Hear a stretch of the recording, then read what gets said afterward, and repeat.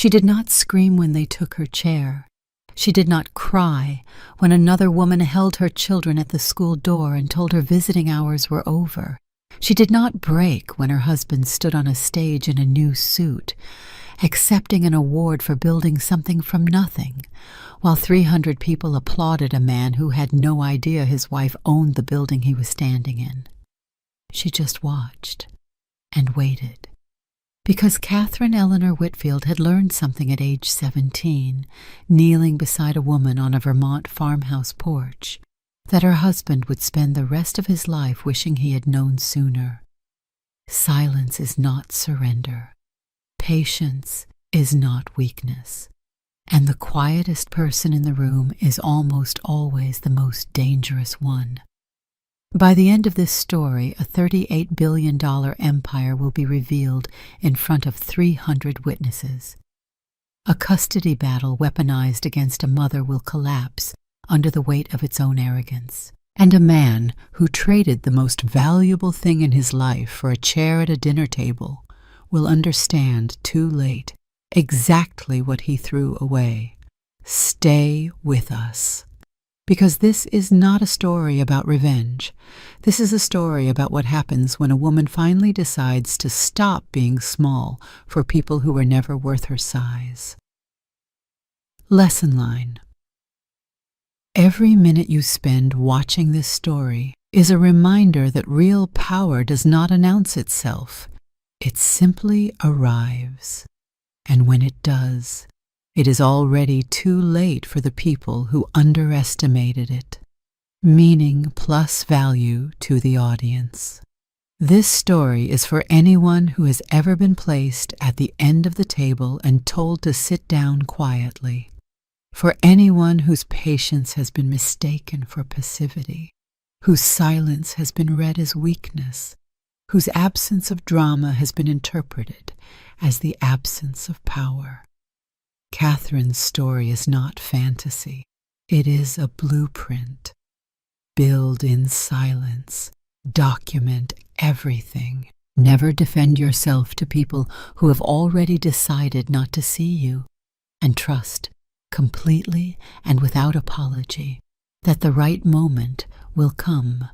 Your only job is to be ready when it does. Call to action. If this story reached something in you, do not let it sit quietly in your watch history. Leave a comment below and tell us the one word that describes how this story made you feel. Just one word. We read every single one. If you know someone who is sitting at the end of someone else's table right now, someone who is being underestimated, overlooked, or told their silence means they have already lost, share this with them today, not tomorrow, today. And if you believe that stories like this one matter, that the quiet ones deserve to be heard, hit subscribe and stay with us, because we are just getting started, and the next story is already waiting for you. The night James Whitfield stood on a stage accepting an award for Self-Made Entrepreneur of the Year, his wife was sitting in the third row, smiling, because she owned the stage. She owned the building. She owned the company that had printed his name on that trophy. And she had known for 3 years exactly what was coming. This is not a story about a woman who got lucky. This is not a story about revenge either, though people who hear it often call it that. This is a story about a woman who got patient. And patience, as James Whitfield was about to discover, is the most expensive thing in the world to underestimate. Her name was Catherine Eleanor Whitfield.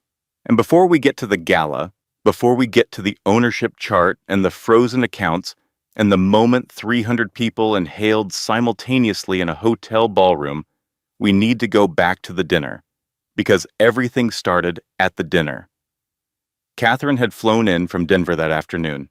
2 back-to-back board calls, a delayed flight, and a cab driver who took the scenic route through downtown Nashville for reasons she chose not to investigate. She had not eaten since 6 in the morning. She had not complained about any of it. That was the first thing you needed to understand about Catherine. She did not complain, not because she failed to notice things, but because her grandmother had told her once on a farmhouse porch in Vermont, with a glass of sweet tea, sweating in the summer heat. Baby, the woman who explains herself to everyone she meets is the woman who has not yet decided who she is. Catherine had decided who she was at age 19. She just had not told anyone yet. She pulled into the driveway of the Whitfield family home, a large colonial in a Nashville suburb, with HOA newsletters and strong opinions about mailbox aesthetics. At 7:46 in the evening, 14 minutes late, she fixed her posture before she opened the car door. Her mother-in-law Margaret had a particular relationship with punctuality that functioned less as a courtesy and more as a loyalty test. Inside, the dining room was already at full volume. Margaret Whitfield held court at the head of the table, recounting a story about someone at her book club who had embarrassed herself publicly. The table laughed on cue. They always laughed on cue for Margaret. Catherine stepped into the doorway and stopped, her chair, the one she had occupied for 7 years of Sunday dinners, directly to James's right, the seat that had been hers since the first time Margaret had ever invited her to this table, was occupied. A woman sat there with the ease of someone who had been sitting there a long time. She was blonde, late 20s, wearing a white sundress that was slightly too casual for a family dinner in a way that felt deliberate. She was laughing at something Margaret had just said, and her hand rested on the table close to James's. James sat straight, relaxed, and did not look up when Catherine walked in. Not once. Catherine stood in the doorway for exactly 2 seconds. She noted the chair. She noted Brooke. She noted the particular way James was holding his fork, like a man performing casualness for an audience he believed was not paying attention. She was paying attention. She had always been paying attention. Margaret looked up from the head of the table. She gestured with one slow wave of her manicured hand toward the far end, near the kitchen, near the noise of the stove and the heat of the burners. "Sit down, Catherine," she said. "We already said grace." Catherine looked at James. He picked up his fork. She walked to the end of the table. She sat. She unfolded her napkin and placed it in her lap with steady hands. She lifted her water glass. And she did not let one single thing she was feeling reach her face. Not one thing. Dinner continued, as though she had arrived on time and sat in her correct seat, and nothing unusual was happening at all. Margaret held court. James's brother Derek made jokes that were not quite funny, but received laughter because he was Margaret's son, and in this house, that counted for everything. James talked about a commercial real estate deal he was closing on the east side of the city. Brooke leaned in when he spoke, nodding with the focused attention of a woman who had recently learned that attentiveness was its own kind of currency. At some point, Catherine tried to speak. She asked James a simple question, whether their daughter, Lily, had made it to her gymnastics recital that week, whether their son Connor's ear infection had finally cleared up. It was a mother asking about her children, nothing more. James set his fork down. He did not look at her. He looked at the table, and his voice came out flat and final, like a door being closed from the other side. "Catherine," he said, "not tonight. You always make everything about yourself." The table went soft with laughter, not loud laughter, the quiet, knowing kind that is somehow worse because it means everyone heard and everyone agreed, and no one found it worth defending you over. Margaret smiled at her plate. Derek made a small sound in his throat that might have been a chuckle. And Brooke set her wine glass down gently, looked across the candles at Catherine, and said, in a voice shaped like sympathy, but not containing any, "Your kids have been calling me their cool aunt all week. I think they are really warming up to the new normal." The table went still for one full second. Then Margaret laughed, loud and full and real, and the rest followed, like they had been waiting for permission. Catherine did not move. She sat, with her hands flat on the table, and looked at the candle flame in front of her and let the words land where they landed. She felt them everywhere. She felt them in her chest and her throat and behind her eyes. She felt them in the particular place inside a mother that nothing else can reach. That soft, unguarded place where your children live, where they will always live, where no legal filing or cruel woman in a white sundress is supposed to be able to get to. But she did not let one single thing show. She set her fork down, folded her napkin, placed it beside her plate with precision. She stood, excused herself quietly, and walked out of the dining room while the laughter was still fading. In the hallway, she pressed her back flat against the wall. She closed her eyes. One tear came, just one.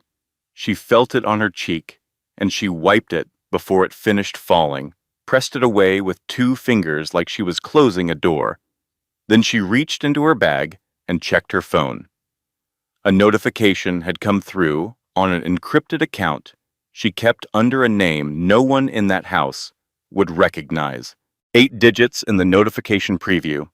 She looked at it for just a moment. Then she locked her phone, dropped it back into her bag, and walked out into the night air alone. This is the moment that looks like defeat, and is actually the opposite. She could have ended every single one of them that night. But Catherine had learned something her husband never did.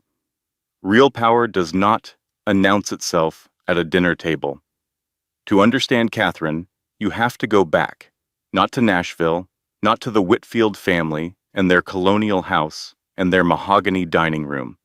You have to go back to Vermont, to a farmhouse on 40 acres of land that had been in the same family for 3 generations, to a woman named Ruth Eleanor Graves, who was 5'2", drove a Ford pickup until she was 81, and had an investment portfolio that would have made most Wall Street analysts quietly uncomfortable.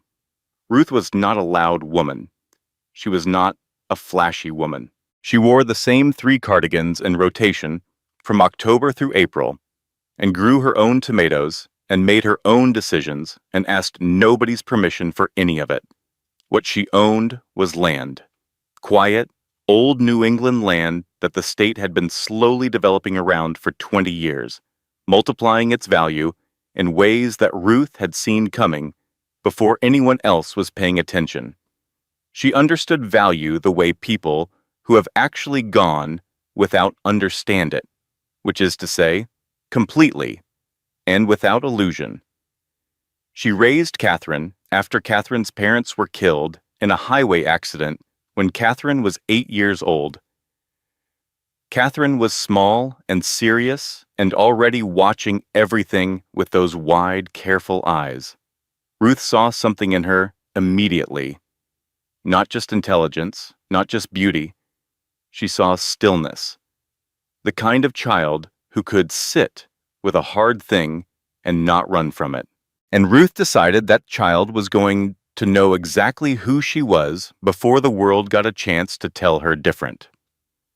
She taught Catherine things that were not in any school curriculum. She taught her how to read a land deed, how to understand compounding interest on a long-term account, how to listen in rooms where other people were too busy talking to hear what was actually being said. She took Catherine to every meeting she had with bankers and attorneys and county planners. Let her sit in the corner, quiet. Let her absorb everything. Ask questions on the drive home.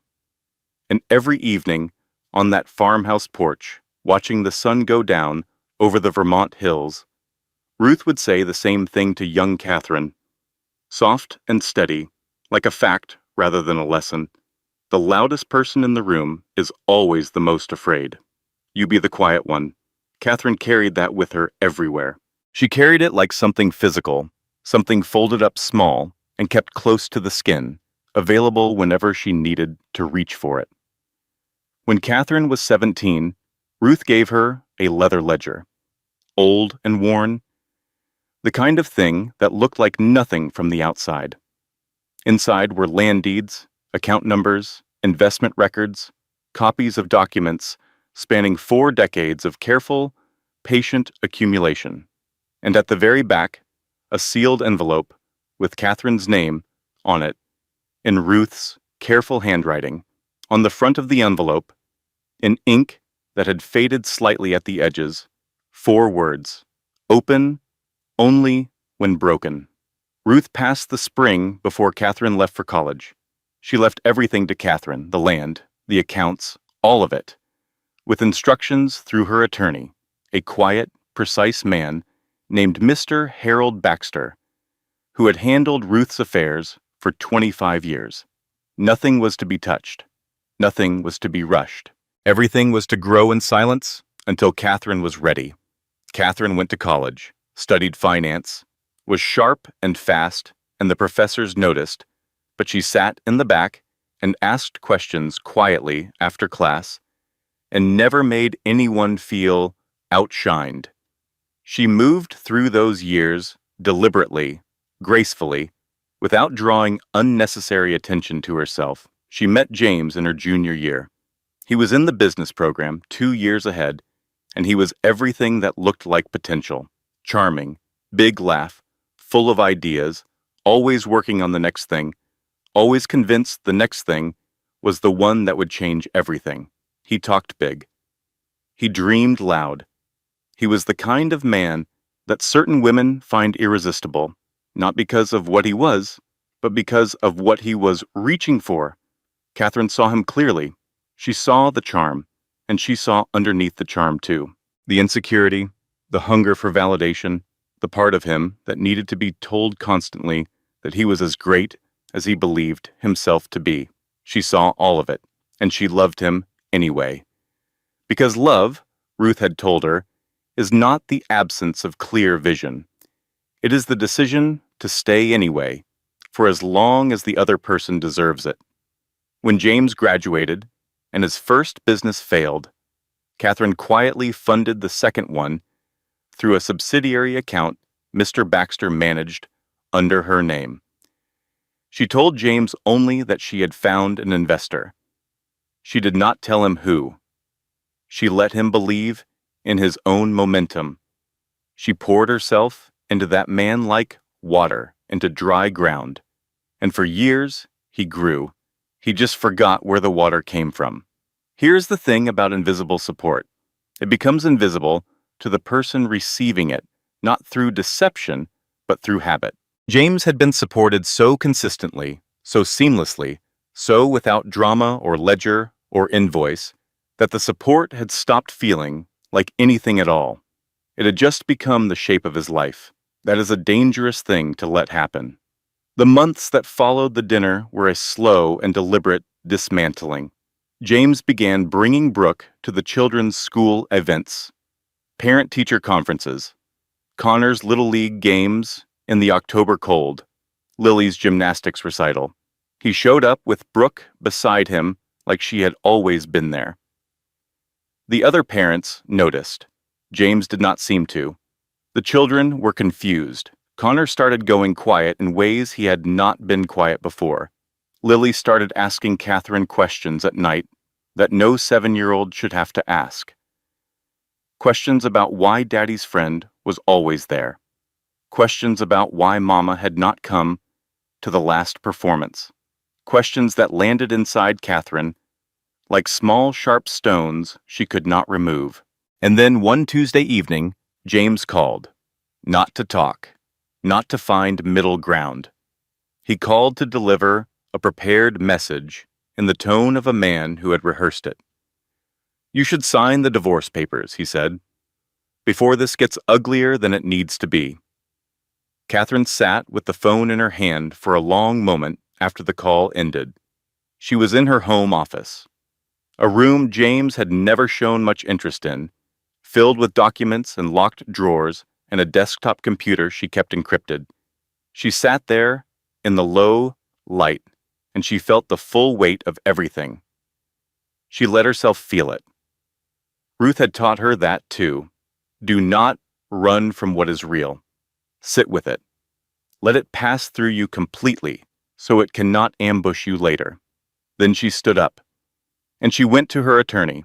Diana Walsh had been practicing family law in Nashville for 18 years. She was sharp in the way that certain people become sharp after years of watching well-meaning people make catastrophic decisions, which is to say she was precise, fast, and not easily surprised.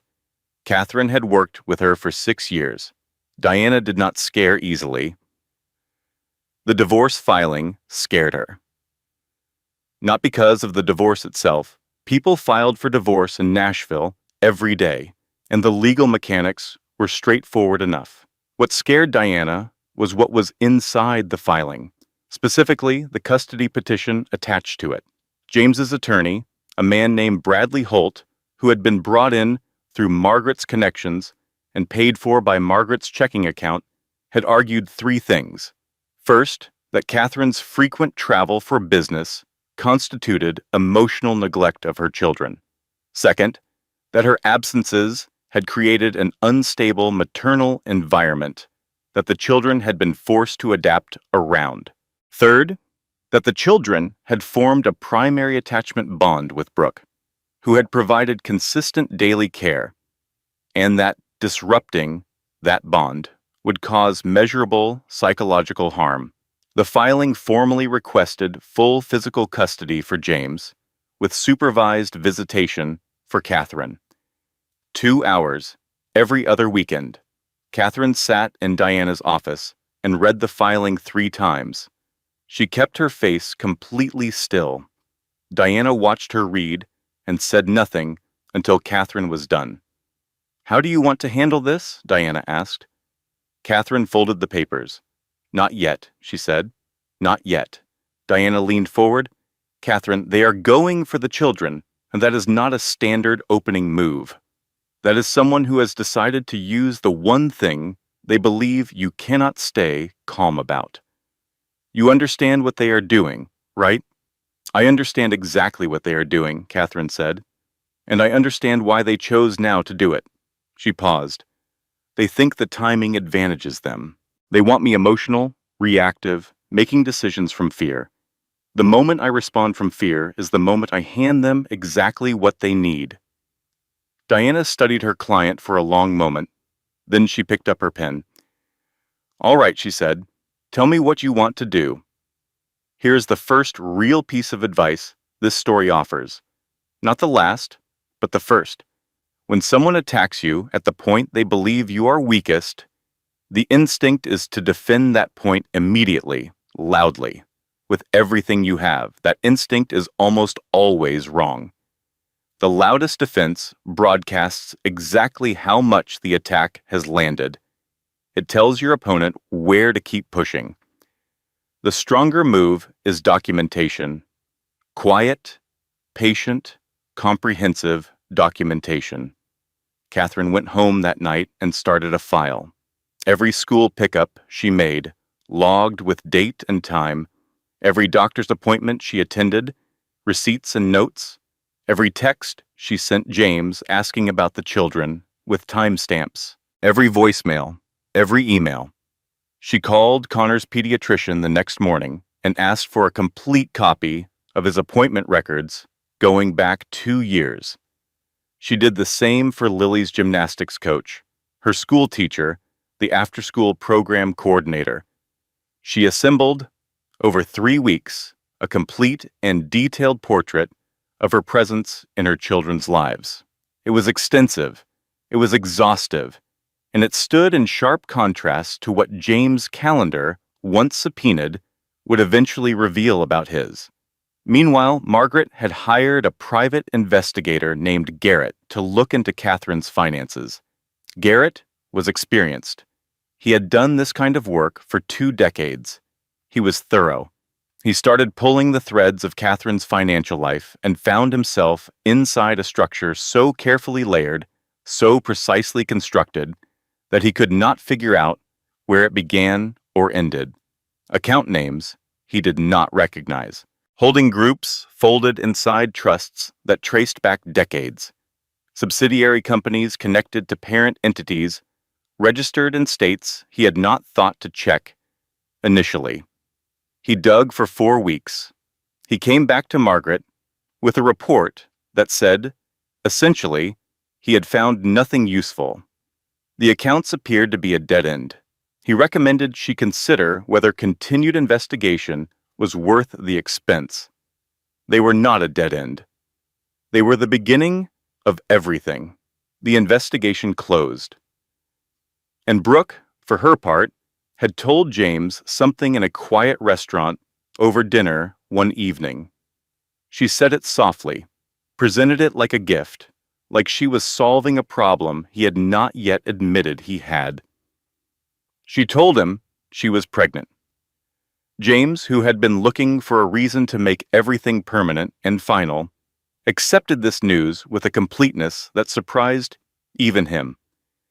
He became cold toward Catherine in a new way after that. Not the passive, distracted cold of a man slowly falling out of love, but the deliberate cold of a man who had made a decision and needed the previous chapter of his life to close quickly. He began to look at Catherine the way people look at administrative problems. He had made a very significant miscalculation. The article dropped on a Wednesday morning, and Catherine found out about it the same way most people found out about unpleasant things in the age of social media, which is to say, a friend texted her a link before she had finished her first cup of coffee. A local lifestyle blog, the kind with 12,000 followers, and the particular confidence of a platform that had never been sued, published a piece under the headline, Nashville Power Couple Splits. Sources say corporate wife chose her career over her kids. The sourcing was anonymous. The details were specific enough to be personal. The photo used was Catherine at a work event 6 months earlier, mid-conversation, looking over someone's shoulder, cropped and framed to appear distracted, disinterested, absent. By noon, it had been picked up by 2 larger regional outlets. By 3 in the afternoon, 3 of the parents from Lily's gymnastics class had texted Catherine variations of the message. I saw the article, "Are you okay?" in the tone of people who are not entirely sure you are okay and are somewhat interested in the answer either way. That was Disaster 1. Disaster 2 arrived 3 days later in a certified letter from a financial institution Catherine had never personally dealt with. A secondary lender James's company had been using outside the main accounts. The letter claimed that a recent audit had flagged irregularities. Specifically, someone had submitted documentation suggesting that the primary financial backing for James's firm came not from a legitimate investment group, but from what the letter called a potentially undisclosed marital asset arrangement, which is a complicated legal way of saying that someone had told the lender that Catherine's ownership of James's company but might constitute fraud, not because it was fraud, but because if it could be framed as undisclosed commingling of marital assets, it could freeze every account connected to the company while an investigation ran, including the accounts Catherine used to fund operations, including the accounts that paid her legal fees. The freeze hit on a Monday morning. Catherine sat in Diana's office and read the freeze notice without expression. "Someone got creative," Diana said quietly. "Bradley Holt," Catherine said. "Yes. How long does a freeze like this typically last?" Diana paused 1 second too long. 60 to 90 days minimum. Possibly longer if they push it. The custody hearing was in 53 days. Here is what Catherine felt in that moment. Not panic, not defeat. Something colder than both. The specific sensation of watching someone move a piece on a board you thought you controlled and realizing, for just 1 second, that they had been watching you play the entire time. Here, is what she did not do. She did not respond immediately. She did not call James. She did not send Diana into emergency legal combat mode. She triaged. She sat quietly for 24 hours and identified which threat caused the most permanent damage if left unaddressed. Not the article, as painful as it was, not the freeze itself, which was temporary. The real threat was the timing. The freeze was designed to exhaust her resources before the custody hearing. That was the mechanism. Understand the mechanism, and you can dismantle it. She called Mr. Baxter. He answered on the second ring, and before she could speak, he said, "I was wondering when you would call. I have been watching the account flags come through." "How insulated are we?" she asked. "Completely," he said, "but it will take time to prove that, and time is what they are buying. Then let us not give them the time." Disaster 3 arrived the following Tuesday. Catherine attended Connor's class presentation at school. She had cleared her calendar 2 weeks in advance. She arrived 15 minutes early. She had texted James to confirm, received no response, and had documented that non-response. Brooke was already there, sitting in the front row, with Lily on her lap. When Connor walked to the front of the classroom and scanned the room the way 8-year-olds do, looking for his person, his eyes found Brooke first. He waved. Then he saw his mother, and his face did something that lived in the space between relief and confusion, like he was not entirely sure which feeling he was supposed to have. After the presentation, Brooke gathered both children and guided them toward the parking lot with the practiced ease of someone who had been performing this role long enough to have built muscle memory for it. Catherine stepped forward. Connor, Lily, they stopped, turned. Lily took one step toward her mother. Brooke placed a hand on Lily's shoulder. Light, gentle. The way you place a hand when you want to appear as though you are not stopping someone while absolutely stopping them, James said. "Pickup is at 5 today," Brooke said pleasantly. "Same as always." Catherine looked at her children. Connor looked at the ground. Lily looked at Catherine with eyes that were too old for 7 years old. "It is okay, Mama," Lily said, in the tone children use when they have learned that reassuring adults is part of their job now. Catherine walked to her car. She sat in the parking lot for 4 minutes. She did not cry. Then she drove to Diana's office, walked in without an appointment, sat down, and said 3 words. "Move the timeline." 2 weeks after the school parking lot, Diana Walsh filed a counter-response to the custody petition that was, by every professional measure, a work of art. It included a complete record of every school event James had missed in the preceding 14 months, cross-referenced against Catherine's attendance record for the same events. It included documentation of 3 parent-teacher conferences James had attended, 2 of which her records showed he had left before the meeting concluded.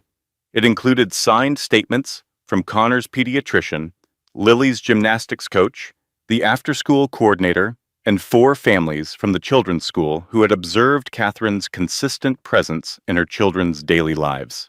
And at its quiet centerpiece, it included financial records, establishing that the business travel Bradley Holt had characterized as maternal neglect was the very travel that had been funding James's company operations for 4 years running.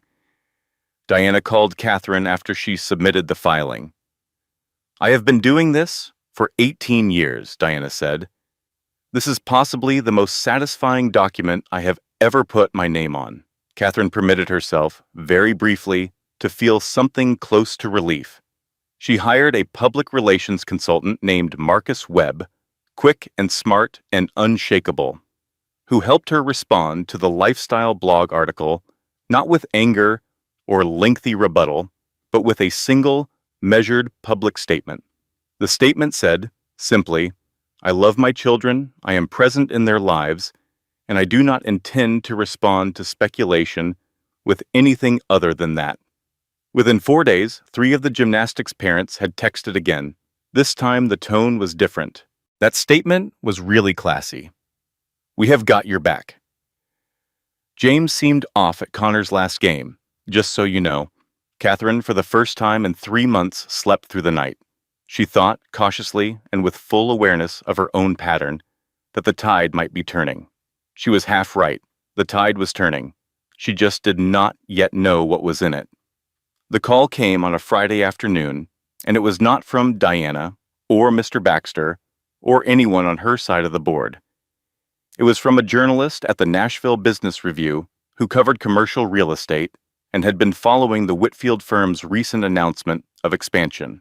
The journalist asked Catherine, very pleasantly, whether she had any comment on the financial documents that had apparently been leaked to several members of the city's commercial real estate community. Specifically, documents suggesting that the Whitfield firm's primary capital backing had originated from a marital asset account. Documents that several of James's current and prospective partners were now asking pointed questions about. Catherine thanked the journalist for calling and said she had no comment at this time. She hung up and called Diana. "Someone leaked the counterfiling," Catherine said. "Not the full filing, the financial section." A pause. "Bradley Holt would not leak his own client's financial exposure," Diana said slowly. "That makes no sense strategically." Catherine was quiet for a moment. "Unless," she said, "it was not Holt." Another pause. Longer. "Margaret," Diana said. Catherine said nothing. "I think," Diana said carefully, "that your mother-in-law may have decided that collateral damage is acceptable if the outcome is a faster resolution." Catherine sat with that for a long moment. Margaret had worked so hard for so long to construct a narrative in which James was a self-made success, and Catherine was a convenient liability. The expansion press conference, the award campaign, all of it was Margaret's architecture, and now someone had placed information in the community that threatened to pull at that architecture's foundation. Margaret had made a calculation. Accelerate the financial noise, force Catherine to settle quickly, and trust that James's charm and Margaret's reputation would survive the turbulence. It was, in its own cold way, a reasonable calculation. It was also wrong. James called Catherine that night at 9. He was not calm. "What did you do?" he said. "I did not do anything," Catherine said. "But I would like you to think carefully about who else had access to that filing and what their motivation might have been." Silence on the line. "When you figure it out," she said, "call me back if you want to have a real conversation." She hung up. He did not call back. The custody hearing lasted 2 days. Day 1 belonged to Bradley Holt. He was experienced and methodical, and he constructed his argument with the care of a man who had done this many times. He called the travel records. He called the dates Catherine had been out of state for business. He presented each absence as a data point and arranged those data points into a pattern. His argument was not without logic. Catherine had traveled frequently. That was true. The children had spent significant time without their mother present. That was also true. And in the absence of context, a pattern of frequent absence could be made to look like something it was not. Holt was counting on the absence of context. Diana spent day 2 providing the context. She presented Catherine's documentation with the methodical patience of someone who has all the time in the world because the facts are entirely on their side. She called the pediatrician. She called the gymnastics coach. She called the school coordinator. She entered into evidence every text message, every school pickup, every appointment, every voicemail Catherine had made, attended, or sent in the preceding 18 months. And then, very quietly, she presented the financial context. She noted, for the record, that the business travel, which had been characterized as neglect, was travel conducted in service of investment operations that had, among other things, funded the opposing party's business from its first day of operation. Bradley Holt objected. The judge sustained it on procedural grounds. Diana rephrased. She asked only that the court note, for context, the nature of Catherine's professional work and its relationship to the family's financial history. Holt objected again. The judge looked at him for a long moment, then at Diana. Noted, the judge said. The hearing concluded on a Thursday afternoon. The judge awarded Catherine primary physical custody with a structured shared schedule, giving James regular and meaningful time with the children. The supervised visitation request was denied in its entirety. The argument that Brooke constituted a primary maternal figure was, in the judge's language, not supported by the evidence presented. Catherine walked out of the courthouse and stood on the steps in the October air. Diana stood beside her. You did it, Diana said. Catherine took a long breath. She thought, carefully, with full awareness of her own history, that maybe this was the end of it. It was not the end of it. The following Monday, James held a press event officially announcing the expansion of his commercial real estate firm. New investors, new projects, projected revenue doubling within 18 months. He stood at a podium in a hotel conference room in a new suit. Brooke sat in the front row. Margaret sat 2 seats over. The presentation deck behind him featured the company logo, the company story, the company vision.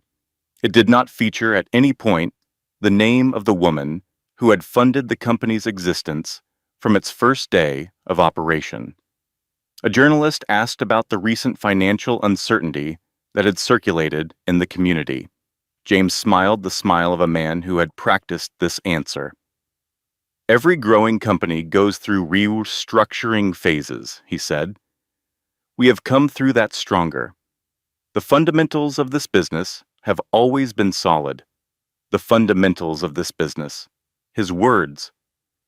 The fundamentals that Catherine had personally constructed, funded, and maintained for 4 years.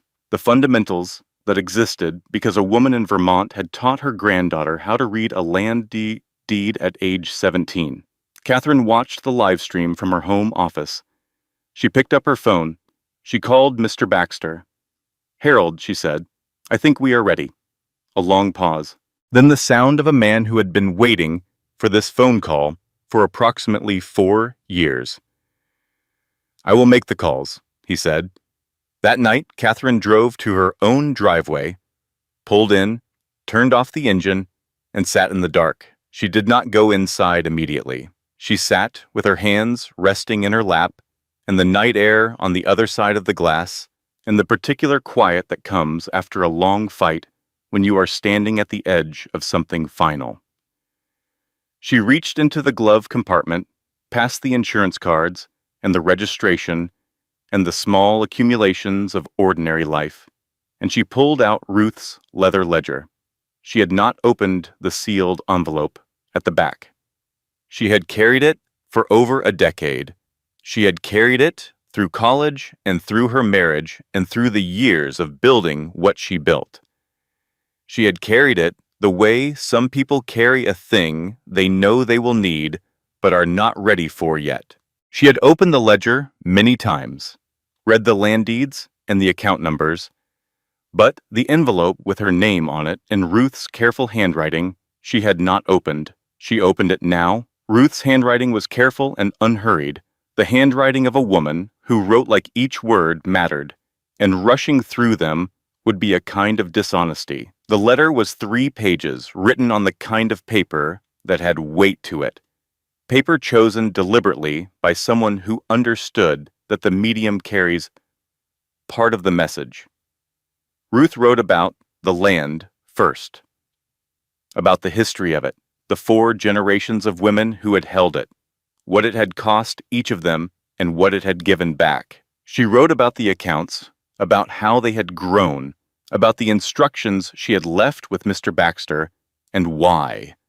She wrote about patience, about the particular discipline required to hold something quietly for a long time, when the world was pressing you to move faster, to defend yourself louder, to prove your worth to people who had already decided they were not interested in looking. She wrote about love, about how loving someone clearly, with open eyes, was not a weakness, but a form of courage, and about how the courage ran out when the other person stopped being worth it. And at the very end, at the bottom of the third page, in ink that had faded to the color of old rust, when they finally see you, baby, make sure you are already gone. Catherine read those words 3 times. She sat in the dark for a long time after that, not because she was deciding anything. She had already decided. She sat because she wanted to feel the full weight of the decision before she carried it forward, to know what she was walking toward and walk toward it with open eyes. Then she picked up her phone. She made 3 calls. The first lasted 9 minutes. The second lasted 4. The third lasted 22. When she hung up, she sat in the silence and let it settle around her completely.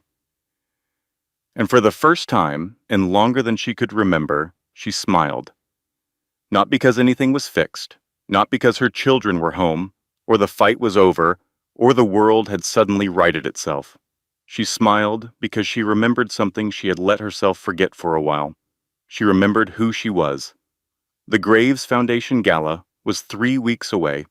The Graves Foundation Gala was the most significant event on Nashville's philanthropic calendar. Held every year in the grand ballroom of the Fairmont Hotel, high ceilings, long chandeliers, round tables, with white linen, a stage at the front where speeches were made, and awards, given to people who had built things that mattered or who had convinced enough of the right people that they had. The room attracted politicians and business leaders, and old money and new money, and everyone who understood that being seen at the Graves Gala was its own kind of currency. This year, James Whitfield was being honored. Entrepreneur of the Year, Rising Business Leader. Margaret had campaigned for this recognition for months, made calls, attended lunches, maneuvered with the particular energy of a woman who understood that reputation was infrastructure. She had arranged it beautifully. Press was present. A videographer would capture everything. Photos would be in the morning papers. James arrived with Brooke on his arm and Margaret 2 steps behind, and the 3 of them moved through the room with the comfortable authority of people who believe the world is confirming everything they have always suspected about themselves. Nobody expected Catherine. She walked in through the main entrance at 8:17 in the evening, alone, moving at the unhurried pace of a woman who is never late because she does not think of time the way other people think of time. She wore a deep navy dress, long clean lines, nothing that announced itself, everything that held itself with the quiet dignity of something that does not need to perform its value. No entourage, no dramatic entrance, just Catherine Whitfield walking through a room and something in the air changing as she moved through it. The change started at the tables nearest the entrance. A woman looked up, then the man beside her, then the couple at the next table. It rippled outward in quiet waves, a shift in attention, a moment of recognition, whispers passing from mouth to ear among people who had just noticed something they did not expect. From across the ballroom, Doctor. Susan Hartley, the chairwoman of the Graves Foundation, a woman in her early 60s who had built the organization from a small community grant into a national institution over 3 decades of patient, brilliant work, saw Catherine the moment she walked in. She was not a woman who stood for many people. She stood for Catherine. She crossed the room with the steady purpose of someone who had been waiting for this moment and did not intend to waste it. They embraced warmly the ease of a relationship built on years of quiet trust. Dr. Hartley pulled back and looked at Catherine's face. "The board is ready," she said softly. "Whenever you are." Catherine nodded once. That was enough. At the far end of the ballroom, Margaret saw Catherine for the first time. Her face moved through 3 distinct expressions in under 2 seconds. Surprise, confusion, and then something that sat between irritation and unease. A flicker of something she did not fully have words for, but felt in her chest like a door opening that she had not unlocked. James had not seen her yet. The program moved toward the award segment. The lights dimmed slightly.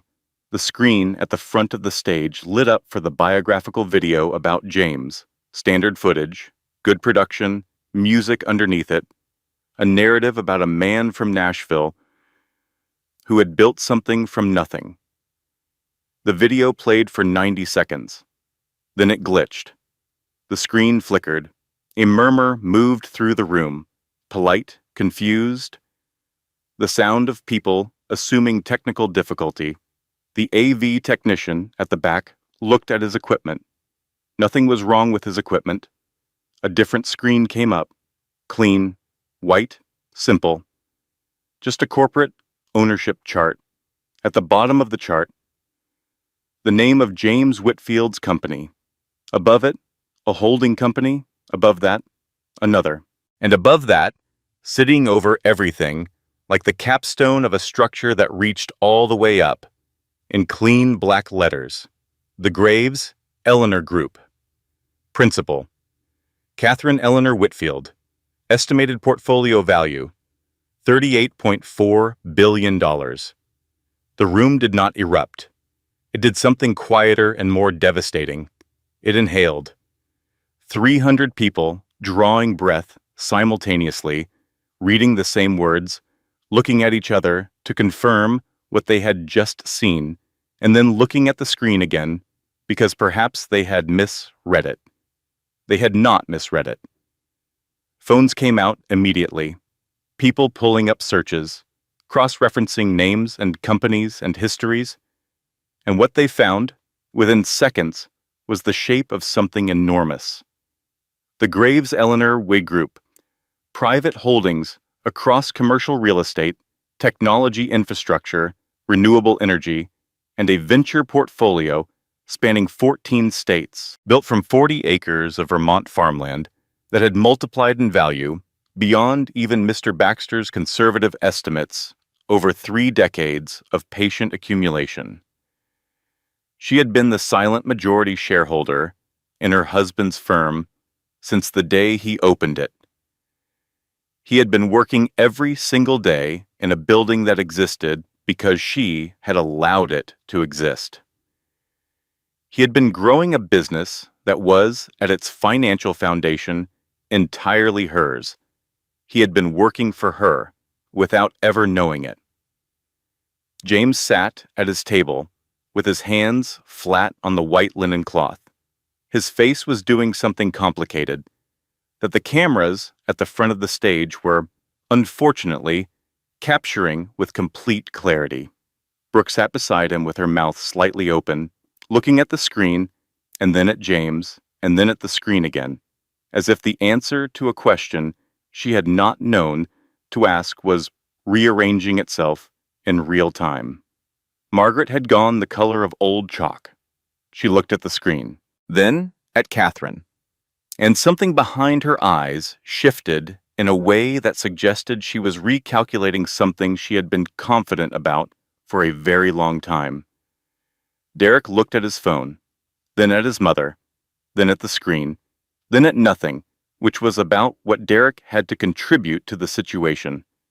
Catherine was introduced not as James's wife, as herself, her full self, in complete dimension, with none of the context of his name or his life attached to her introduction.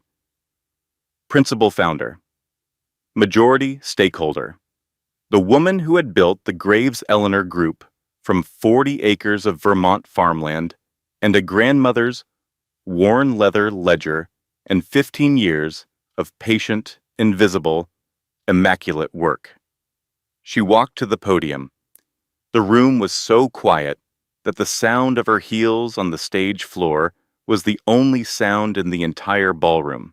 She set her hands on the podium lightly, the way a person stands when they are completely at ease in their own body, when they have nothing left to perform for anyone. She spoke slowly, clearly, in the same simple language she had always used, because she had never needed complicated words to say important things. She spoke to the room with the warm, direct tone of a woman making an announcement, not delivering a verdict, not performing a victory. She said that effective immediately, she was withdrawing all financial backing from the firm that had been operating under James Whitfield's name. She said that 3 board seats, held in his name through subsidiary accounts connected to her group, were being recalled and restructured. She said that the evening's proceeds, which the Graves Foundation had generously agreed to redirect at her request, would go toward a new initiative she was funding personally. A foundation supporting children in custody proceedings and the parents, overwhelmingly mothers, who had been separated from them through legal processes designed to punish rather than protect. She looked at the room. She let that settle. Then she looked at James. For the first time all evening, she held his gaze. 3 seconds. 3 seconds that contained 7 years and 2 children, and every Sunday dinner at the end of the table, near the kitchen heat, and every quiet tear wiped before it finished falling, and every night she had sat in a dark driveway with a leather ledger in her hands, trying to remember who she was. 3 seconds that held all of it cleanly, without bitterness, without performance. Then she looked away, like he was no longer worth the full attention of her eyes. She stepped back from the podium and walked off the stage the same way she had walked into the room, alone, unhurried, carrying only herself. She did not destroy him with anger. She dismantled him with facts. And that, in the end, is the kind of thing a man like James Whitfield never knew how to defend against. Because you can prepare for anger. You can prepare for confrontation. You can prepare for a woman who fights back the way you expect her to fight. You cannot prepare for a woman who has been quietly, methodically, patiently building the ground beneath your feet into the floor you are about to fall through. What happened after was not fast, and it was not dramatic. Real consequences rarely are. Real consequences are slow, and they accumulate, and they compound, and they come due in ways that are quiet and comprehensive and permanent. Within 2 weeks of the gala, James's firm showed the first signs of what was coming. The credit line, connected at its root to an account managed through the Graves Eleanor Group, was frozen. Suppliers who had extended favorable terms based on the group's backing quietly tightened those terms. 2 investors who had committed based on James's financial profile pulled out when due diligence revealed the full picture of what had been holding the structure together. James made calls. He sat in offices across tables from men who looked at him with the careful expression of people who had just learned something important and were deciding what to do with it. He tried to reframe it. He tried to explain. He tried to find language for a situation that did not have good language. Because the situation was this: he had been running a business he did not actually own, presenting himself as something he had not actually built. And the thing that had been holding all of it up had decided, quietly and finally, to stop. The Graves Foundation rescinded the award. It came in a letter, short and formal, no hostility in the language. Just a clean withdrawal, the kind that is worse than anger, because it suggests you are not even worth the energy of anger, that you are simply being handled administratively. Bradley Holt stopped returning James's calls after week 3. Margaret wrote Catherine a long letter, scripture quoting, written in the formal language of a woman who has decided to present her remorse beautifully because she cannot yet present it honestly. It arrived in a cream-colored envelope. Catherine's assistant signed for it. It was placed on the corner of Catherine's desk. It was never mentioned again. Brooke was gone within 6 weeks. Not dramatically, no confrontation, no final scene. She simply became less present and then absent in the gradual way of someone who was always more interested in proximity to a certain kind of life than in the person living it. The pregnancy she had announced was never mentioned again. She left no forwarding address. She was there, and then she was not. And the silence she left was not the grief-shaped silence of loss, but the specific emptiness of a space that had been occupied temporarily by something that was only ever passing through. James did not call anyone about it. There was no one left to call. He called Catherine once, late at night, from a number she did not have saved. He sat in the house they had shared, a house that, as her legal team had just confirmed, was titled through an entity she controlled, and he listened to her phone ring. She did not answer. He sat in the silence after that, in a house full of furniture and history and everything that had looked like a life, and now looked like something else entirely. The last scene of this story does not happen in a boardroom. It does not happen at a gala or a courthouse or anywhere that people are watching. It happens in Vermont, early October morning. The trees along the road have gone the particular orange, and gold they go in New England when the season finally commits to itself. That specific combination of amber and copper and deep red that people drive hours to see, and that feels, when you have grown up with it, like something returning home. The farmhouse sits where it has always sat. Its white paint a little more worn than it used to be. Its porch steps a little lower, but standing the way things stand, when they have been built with intention, when they were put together by someone who understood that the things worth building are the things built to outlast you. Catherine walks barefoot through the grass at the edge of the property. Her shoes are at the path's edge, set down neatly, not forgotten. Her children are with her. Connor, 9 years old now, tall for his age, with his father's height and something in his eyes that is entirely his mother's. That particular quality of watching everything carefully and showing only what he chooses to show. Lily, 7, who laughs at everything and forgives faster than any human being should be able to forgive, and runs through the world with the particular freedom of a child who has never been given a reason to doubt that she is loved completely. They run ahead of her into the open field, chasing each other through the October light, their voices carrying across the quiet land in the specific way children's voices carry when there is no noise competing with them. Pure and clear, and traveling all the way to the tree line. Catherine walks to the center of the field and kneels down.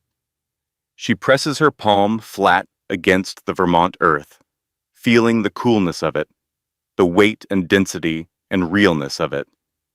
The particular smell of October soil, rich and faintly sweet, the smell of something that has been here longer than any of them and will be here long after. She lifts a handful of it. She holds it the way Ruth used to hold it, close to her face, fingers loose, feeling its weight. The weight of 3 generations of women who understood that real wealth is not loud, that real worth does not announce itself, that the most powerful things in this world are often the quietest ones. Then she opens her hand slowly, and she lets it fall, grain by grain by grain, back to where it belongs. She opens Ruth's leather ledger one last time. She has read it many times now.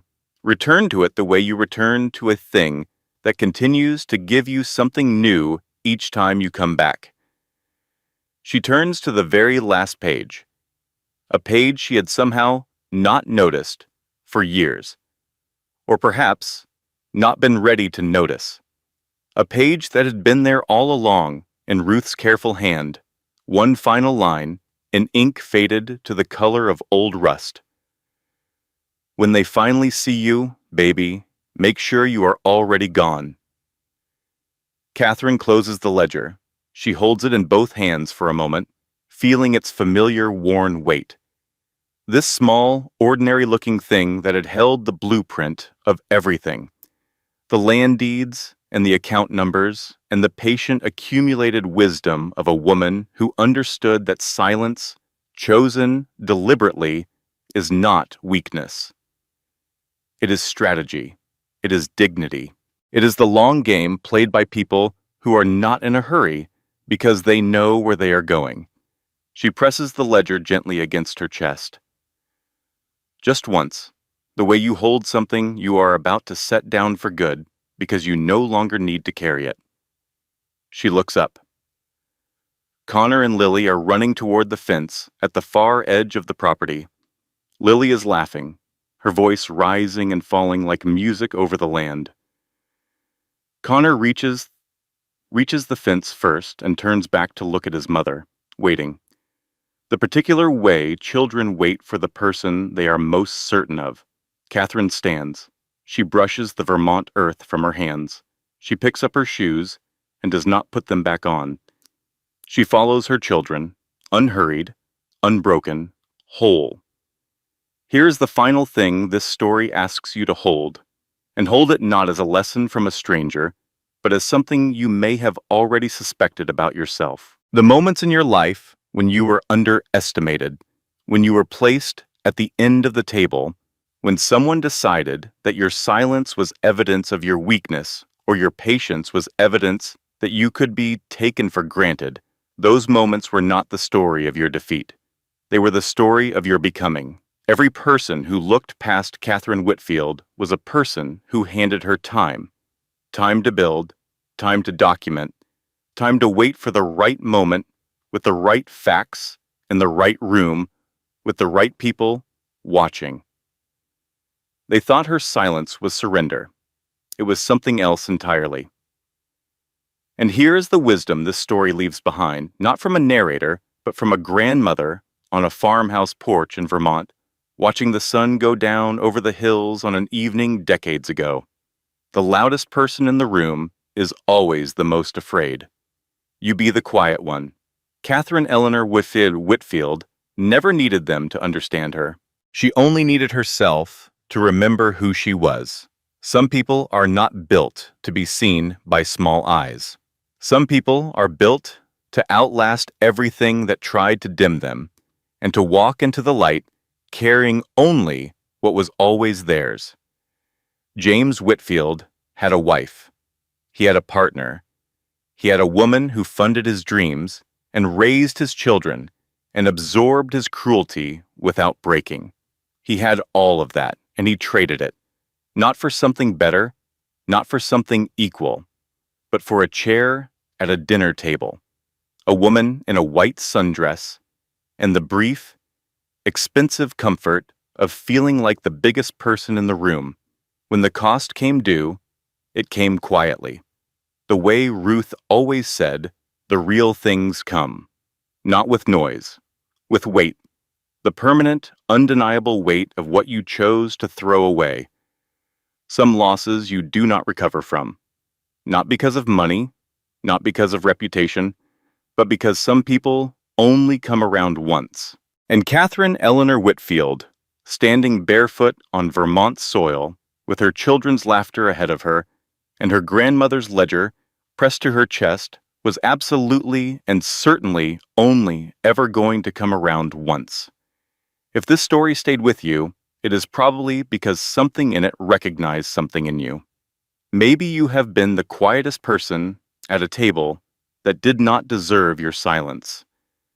Maybe you have been told that your patience was weakness, that your stillness was defeat, that the fact that you had not yet moved meant you had nowhere to go.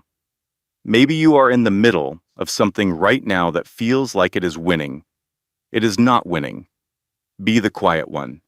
Build in silence. And when they finally see you, make sure you are already gone.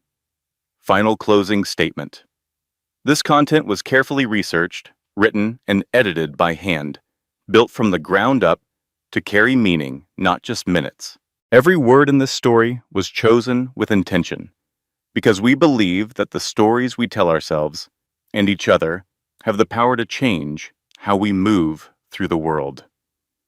Thank you for trusting us with your time. It is the one thing, like patience itself, that cannot be bought back once it is gone.